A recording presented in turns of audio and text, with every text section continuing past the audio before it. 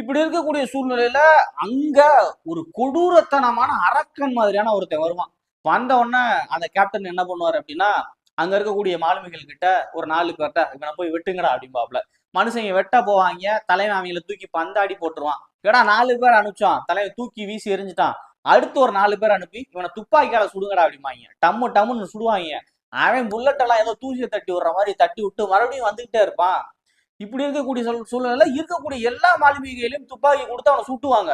அவன் சுட சுட அவனை என்னதான் சுட்டாலும் அவன் சாகவே மாட்டான். சூடான இட்லியை பார்த்த பசியில இருக்கிறவன் போல முன்னேறி வந்துகிட்டே இருப்பான். இப்படி இருக்கக்கூடிய சூழ்நிலையில அந்த கேப்டன் வந்து மாலுமி கிட்ட உள்ள இருக்கிற அந்த பெரிய கண்ணை எடுத்துட்டு வா அப்படின்னு சொன்ன உடனே அந்த மாலுமியும் குடுன்னு ஓடி போய் அங்க இருந்து ஒரு டபுள் பேரல தூக்கிட்டு வருவாப்புல.